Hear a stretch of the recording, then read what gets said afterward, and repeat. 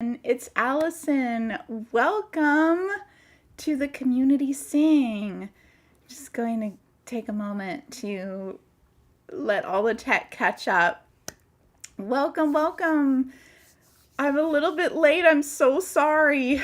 I'm here. Oh, good. Hey, Maria. Hi, Kate. Monica. Hey, good. Thank you guys for hanging in there. We are here, we're live for our Community Sing, and I'm so happy to be here. So excited. Hi, Sean. Hey, Maria. Oh, good. I'm so glad we're all on the same page. Brilliant.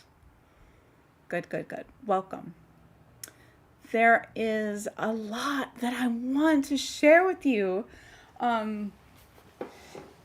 Yeah, I feel like I'm having a Mr. Rogers moment.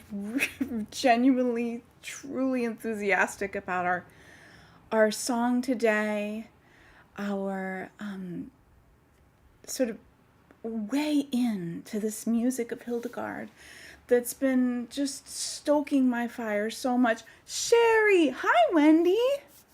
Hi everyone. So glad you're here. So nice to just have old and new friends together. So first things first, everyone needs to have a copy of their score because this is a community sing. So I'm going to put in the chat a direct link to that file for Laus Trinitati. Laus Trinitati, and this is what it looks like. This labor of love to create these editions so that we can have an experience of singing medieval music, specifically the music of Hildegard of Bingen, someone who's inspired me for many, many, many moons now, and no doubt has touched a lot of us in some way. And one of the things, after spending a lot of time exploring the vocal aspects of the work, performative aspects of the work, something that I'm really growing into and really fuels this enthusiasm is taking a new approach, which is not new at all. In fact, it's quite ancient. It's a contemplative approach. It's a mystical approach that says, what's really here? I think it is very, very, very common to, think about how we sing something, how it's going to be offered, how it will be received. And we tend to sort of linger on the surface of a song or a work. And that has, that is a doorway for sure. But what I really want to do is give you a sort of a wormhole into another layer. And what I'm about to say is only based on personal experience, contemplation, reading, of course, and studying, but it's one way. It's one thought form. And I offer this all so that it can be digested for you. So, all of that said, I do have some things I want to share with you. I want to, I have to find there it is. I want to share this sort of beginning piece. I want to just walk us in. And wherever you may be coming from, your religious or spiritual background or lack thereof, we're all coming from different places, spiritually, physically. But I want to just plant a few seeds and really stoke the fire for you. Where are you being led? And here's why. I really believe that as creative people, whether or not you are a creative that makes money or a creative person that doesn't have any specific outlet, it's okay. We're all creative people. But as creative people, I want to empower you, first of all, to build your own unique and personal relationship with whatever work you're engaging with. Because, I can go and read what Barbara Newman says, and I honor that. This sort of academic framework, this incredible scholar of the works of Hildegard, especially the Symphonia, which is the body of songs that we're studying here in the Community Sings, and in the Symphonia series, the sort of whole sheet music project on Aya's sort of mother tree website. But how do we build relationship, not just with our voices, but with our hearts and with our mind, and allowing this sort of song to work its way into higher consciousness? And it's in giving yourself permission to really build the relationship and following that up with trusting what comes up for you. Trusting. I don't think we have enough trust sown into our creative lives. And I want you to trust yourself. And I want you to trust the voice of wisdom. I want you to trust your higher self. I want you to trust. And follow the trail of breadcrumbs, the sort of creative trail of breadcrumbs that's leading you into deeper relationship. Okay, so all of that said, let's talk about this piece. As so often is the case, the music of Hildegard, the songs of the Symphonia, and her great play, the Ordo Virtutum, these works are layered into this grand tapestry of Hildegard's own sort of cosmos. There's this interweaving that happens. This is such a wonderful glimpse into a creative process where we have all of these sort of interrelated things, and yet things that also stand on their own, coming together and weaving into this really complex cosmic tapestry. So as we look at a song like this, it's 99 times out of 100 going to be connected with something else. So I wanted to sort of touch a few of those things, again, to sort of almost fertilize the soil where we're planting the seed of building relationship and seeing how you become the vehicle for the song in your own creative life. So the first thing that we have is looking at this very famous, very well-known illumination, the Man in Sapphire Blue. So my viewpoint tends to be sort of looking at the archetypal imagery and the mystical sort of symbolism. That's where my fire comes from. That's where it's leading me. And in this particular image, we see as Hildegard reveals to us, let's sort of head to the next slide. I just want to read you what she writes in the Scivias. The Scivias is Hildegard's first book of visions, where the Man in Sapphire Blue is found in Book 2, Vision 2. And this image is called the Trinity. I'll go back to it in a moment. I'm just going to read this out loud and let this again just kind of start to get the wheels turning. And she says, in the vision, then I saw a bright light. And in this light, the figure of a man, the color of a sapphire, which was all blazing with a gentle glowing fire. And that bright light bathed the whole of the glowing fire. And the glowing fire bathed the bright light. And the bright light and the glowing fire poured over the whole human figure, so that the three were one light. I love this. in one power of potential.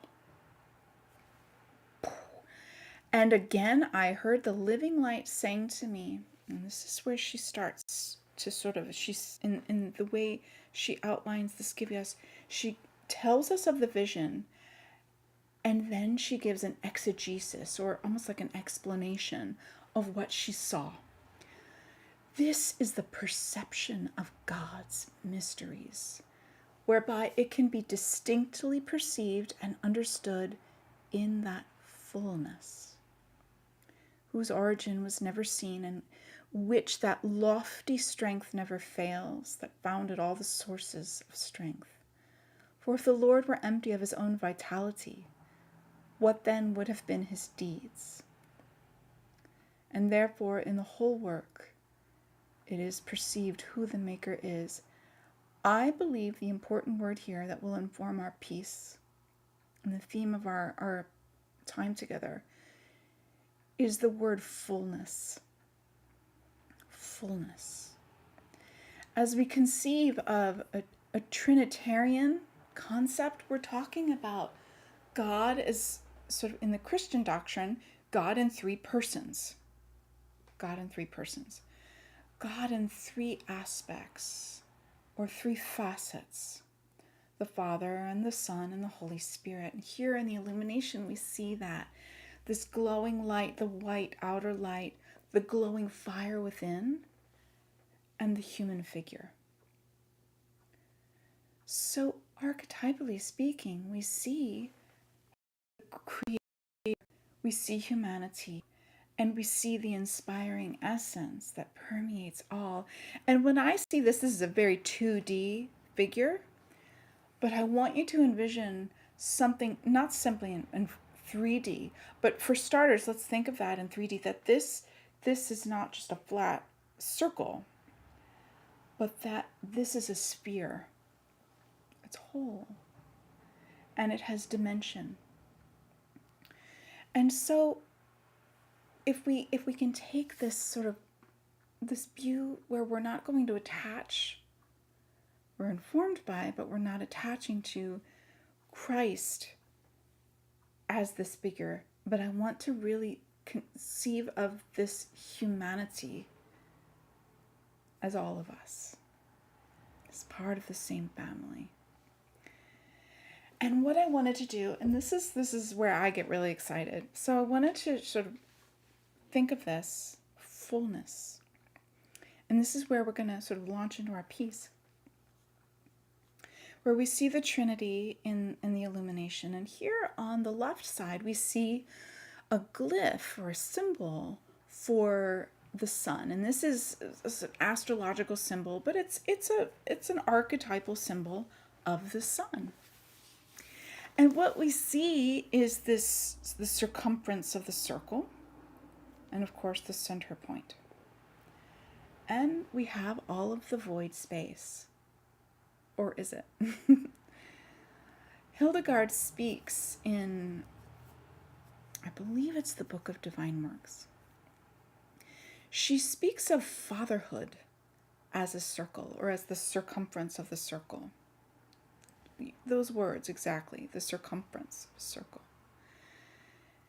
And in psychological or archetypal terms, we see the circle, and the sun is this figure of the great divine. This sort of the divine that is the creator of all. But the point in the center represents the inner divine, the inner temple. But let's take that further, because in that void space, we have this animating spirit, the Holy Spirit. And this sort of three sort of triplicity or triune sort of model is going to make up, how we conceive of the Trinity, but it's really looking at the ways in which not just three distinct parts, but this is where we're going to step into this, the fullness of this whole cosmos. This is a Trinity as an entity of a whole. the Creator, us, and the animating Spirit, which has many different facets in and of itself. And as we find through Hildegard, there is behind this whole symbol, behind it all, get this, is divine love. It's love, which makes me want to weep. That's so important. It's love. And you know what, this is too much. There's a wonderful, wonderful thing in the Book of Divine Works. I'm going to put it in the comments later, but I don't want to take away from our love sort of mark right now. But what we're talking about is a fullness, a completion that is animated by love. It's represented in the Creator through our humanity and the breath and the passion and the fire and the water that makes us feel alive. And in this awesome song, we're talking about praise to all of this that brings us this life itself. That's what I see as what is in potentia in a song like this. And it's a freedom that we are given as the interpreters or the vessel of the music that animates this energy of the song.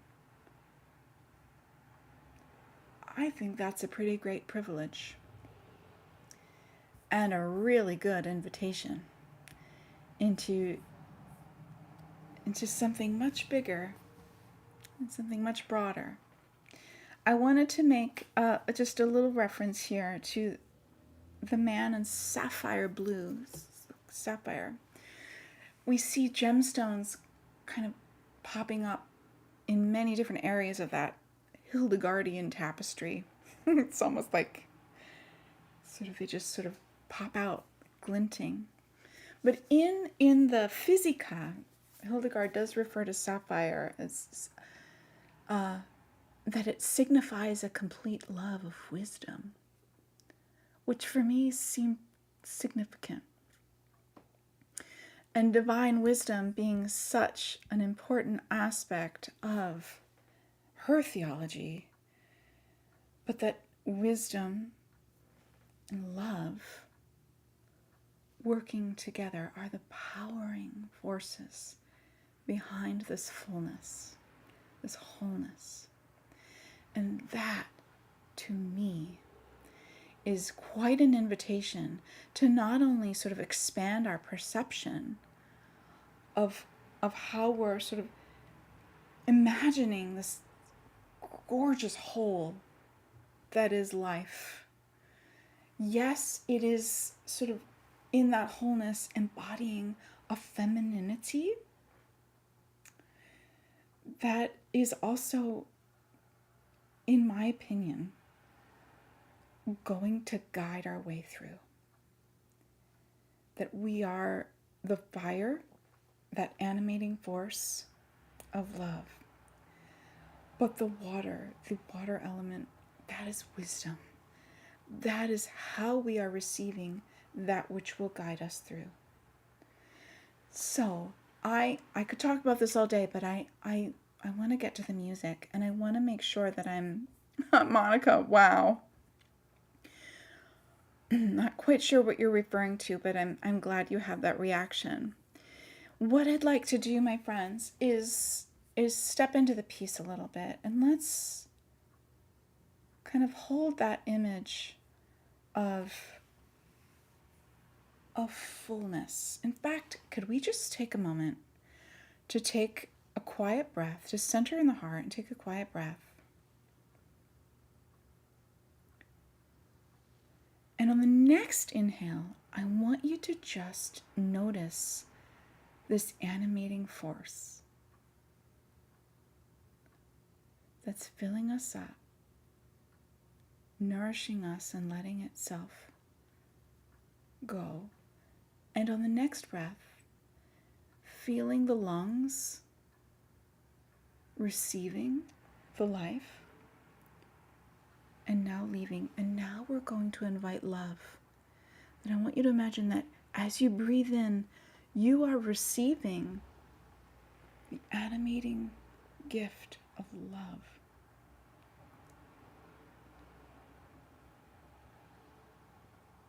That unasked for gift. A blessing. And how cool would it be to use that breath to propel us forward? That's good stuff right there. Laus Trinitati. Praise to the Trinity. She who is the sound and the life and the creator of every last thing in life, everything. She who is the glory of the angelic hosts and the astounding splendor of the mysteries which are unknown to humanity. She who is in the life of all creation. Omnibus vita est. As we now see this sort of permeating fullness of the great God, the God within us, and the animating life force, all working in this beautiful symphony of life. So as we go to the very first line, Laus Trinitati, and we have this very characteristic opening fifth. I think it's no coincidence that there are these sort of regal opening fifths, especially when we have this sort of ode-like opening. If we slip through a wormhole before into the mystical realm, I want you to think of this as the next door in, which is a portal. And here's what I'm going to take a leap with you, okay? So vocally we think, I'm going up, right? And we're going to sort of arrange ourselves in this vertical paradigm. Or we could go in. 2D, 3D, really 4 or 5D, wherever we are. But I want you to think in. I want you to think about the spherical notion of where we are right now. This is a 2D dimension of a score, but it's not. It's 3, okay? So I want you to just try something. I want you to just come into the heart and ground yourself. Feel your feet, your seat, wherever you are, touching the ground.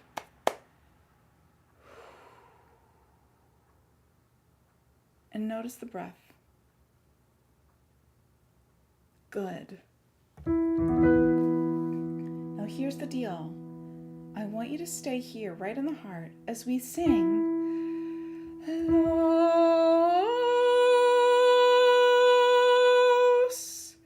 That rather than up, I want you to just let yourself open out. Ready? Let's try that. And Laus.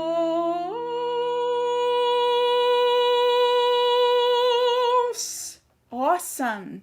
It's going to feel so much different if we allow ourselves to not just fill up the space, but give ourselves permission to be inside the sphere.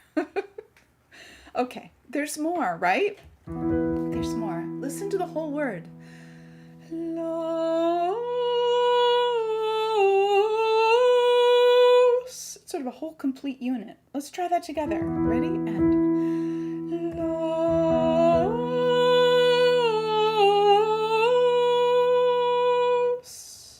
Gorgeous. And then we have, and do this wherever you need to in your range.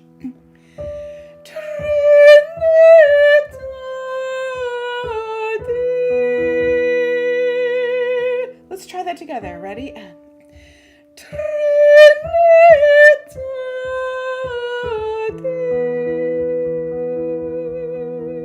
Beautiful. Let's do the whole opening line. Laus Trinitati. Let's just kind of get the notes, and then we'll step into it again.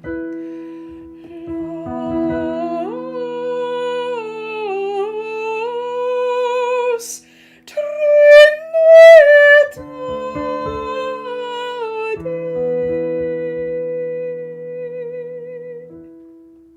Beautiful. And then we have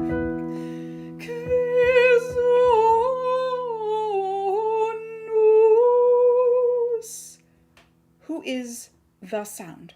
We'll talk about sound in a sec. Kve sonus. Ready?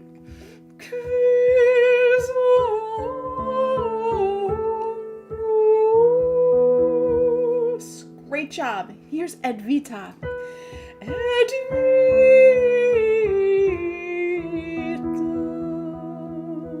Pretty good stuff. Let's try that again. Ready? Ed vita.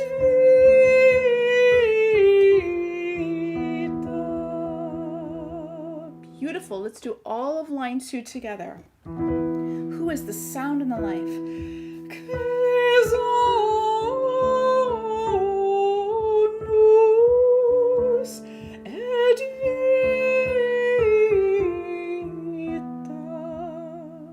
Beautiful. And then the sort of follow-up of that line is Ac creatrix omnium. Let's try that together, line 3.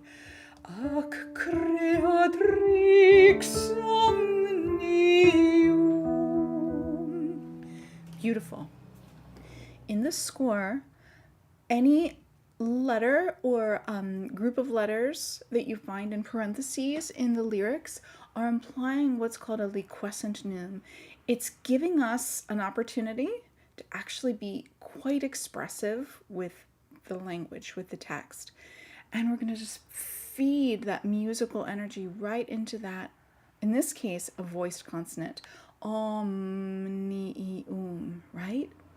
Now, I think that's a pretty yummy word. Listen. Ac creatrix omnium. There's something so visceral about this text. It's Hildegard. It's all visceral. But here we're talking about, this is again, I'm just going to sort of toss the ball back to you. What is the sound and the life and the creator of all? The Trinity, right? The sound. Is that, I sort of sense that as, is it vibration? Is it really sound? Or is it the sort of, the music of the spheres? Is it this sort of animating, vibrating presence of life force, chi, viriditas, prana, whatever we're going to connect with that. But this is really the sound and the life, this pulse of life, that which came into our lungs when we were paying attention to that breath, which is there now even though we're not paying attention to it. Awesome. Let's go on. Let's go on to line 4, okay?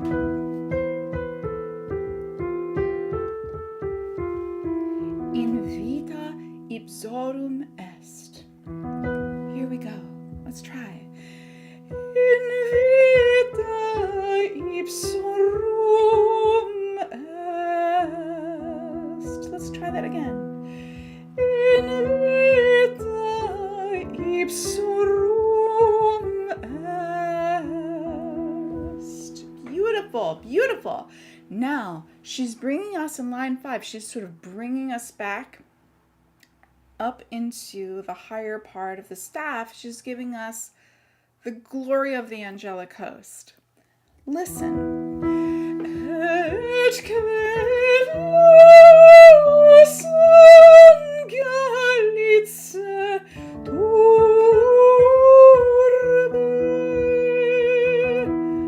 Whew, let's try that together. Line 5. Et quelus angelice turbe.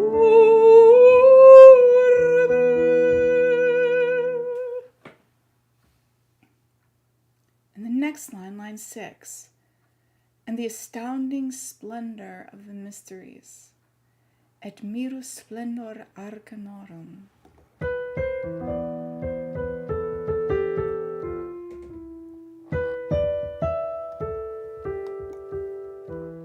It's an unusual line. I think the melody is really unusual in a really cool way.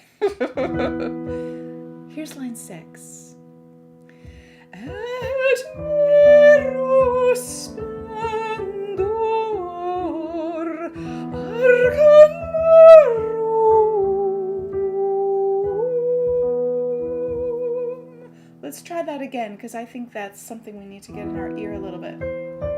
And et miru splendor arcanorum.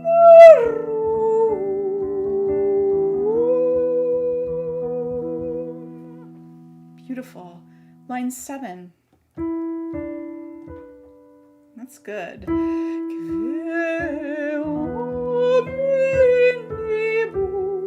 we try just that much again? Kve omnibus. Kve omnibus. Here's the rest of the phrase. Ignota sunt est. Let's try that. Here's ignota. Ignota sunt est. Yes. Let's try that whole line, line 7.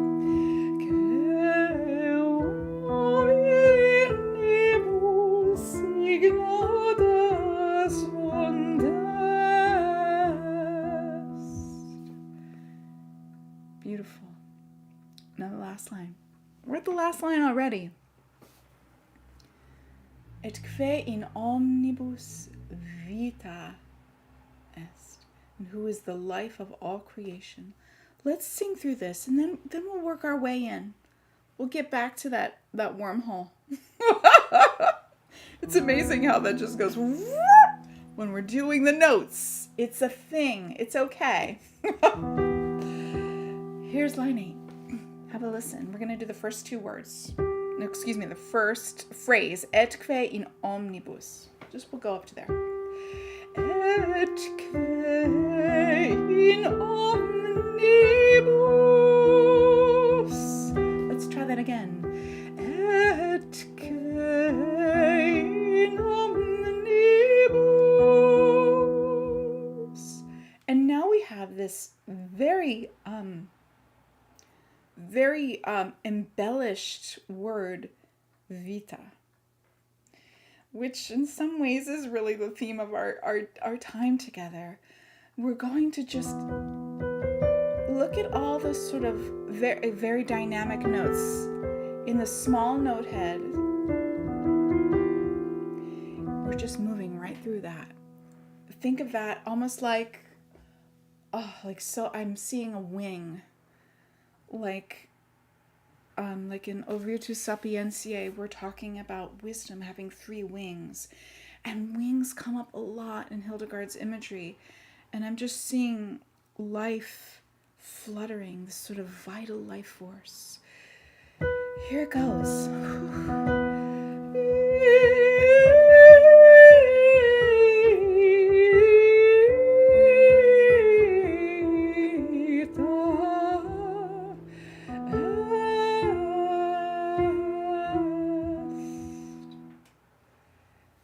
It's interesting, the very final moments of the song are very brief. They're just going to come right off of them. So let's do this whole last line again. And I invite you to just kind of, even if you want to, oh, thanks, Sean. Sorry, everyone. So sorry. Let's look at this last line.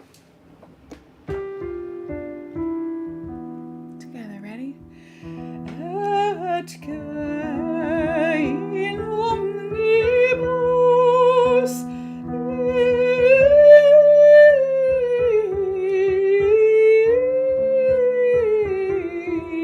vita est.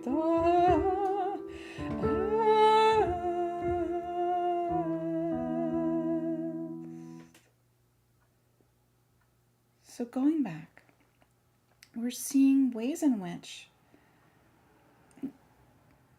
we can sort of find our way vocally and musically through the song. And this sort of top layer of interpretation is there. It's the music and the text. And then I want you to just consider. I'm going to give you a practice. I'm going to do it too. Which is that every time we take a breath, that the breath is going to be the animating life force that's going to guide us through.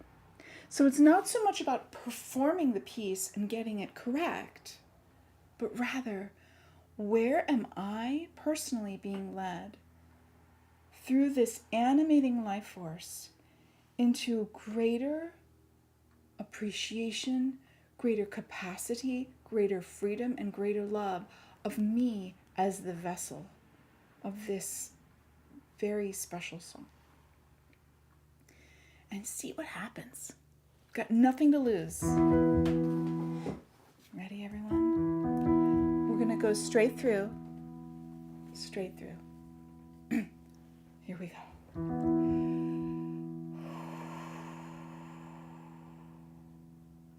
And inhale.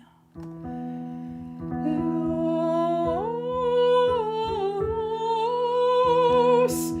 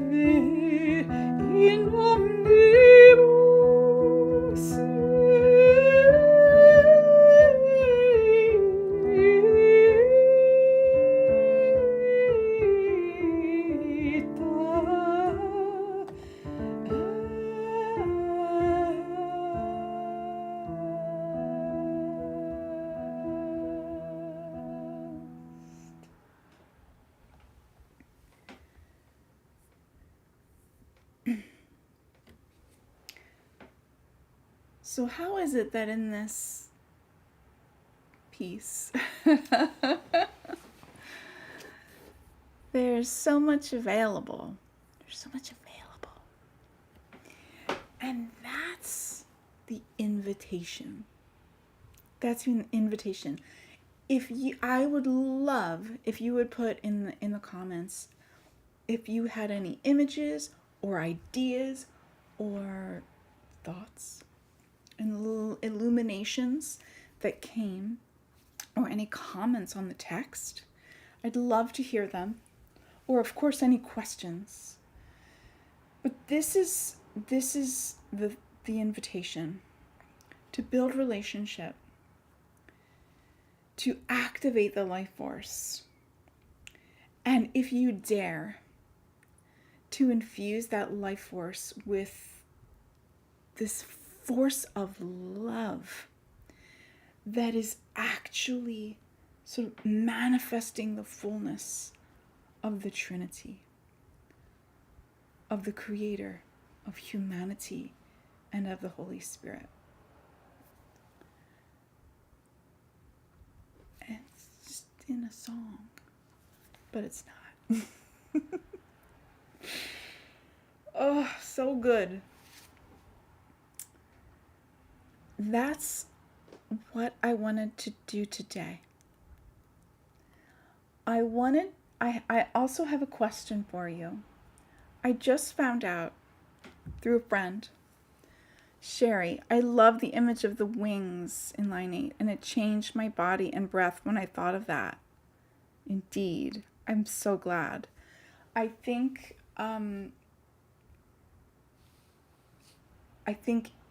imagery is a very important way in which the body can be informed by the mind.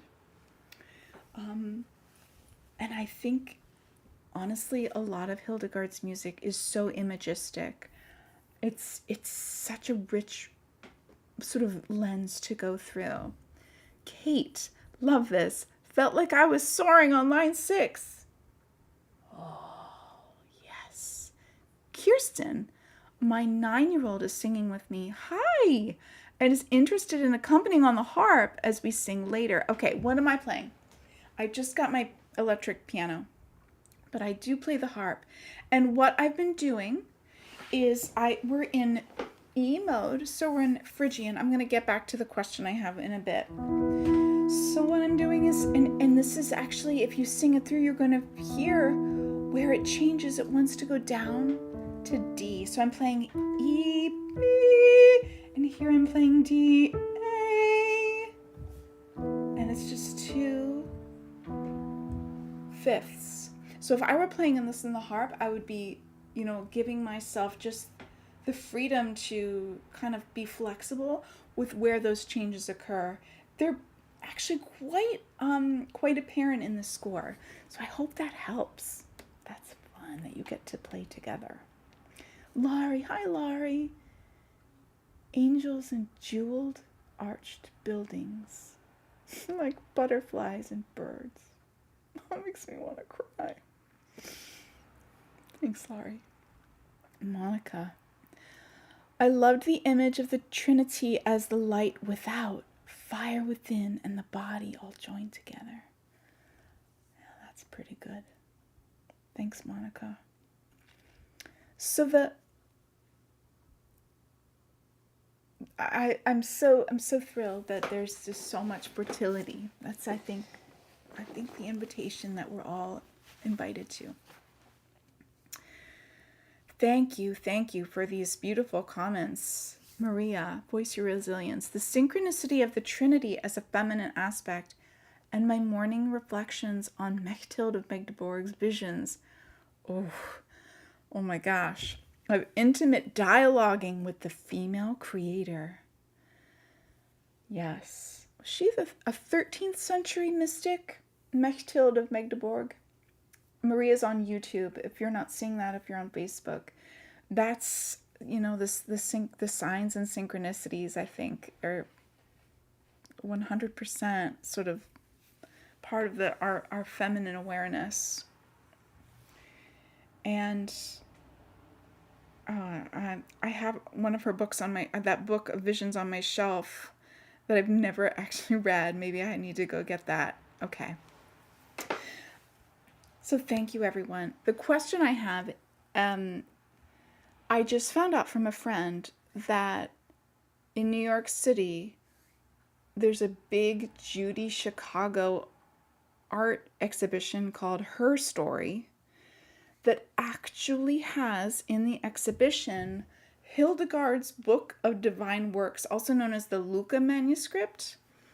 In fact, it's the famous manuscript that this image that I sort of glossed over came from.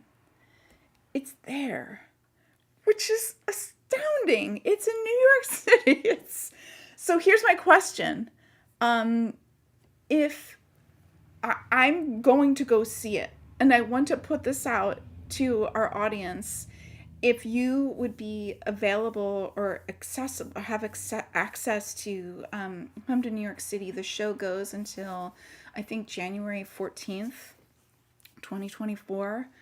I would love to arrange a meetup to go see the show and to see the manuscript. Oh, amazing. The Book of Divine Works. And meet up for lunch. So I'm in Boston. I'd be coming into New York City and sometime after Christmas. If that's interesting to you, amazing. I'm just testing the waters here, but that's a really incredible opportunity to go see this very important manuscript of Hildegard. Kate, oh good. It's like a pipe dream to go and just kind of connect over Hildegard in person. So that's one small opportunity to do that. But I'm just putting that out there.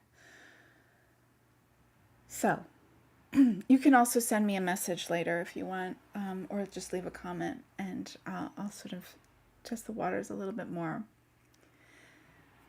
Thanks, everyone. Laurie. Great. Good.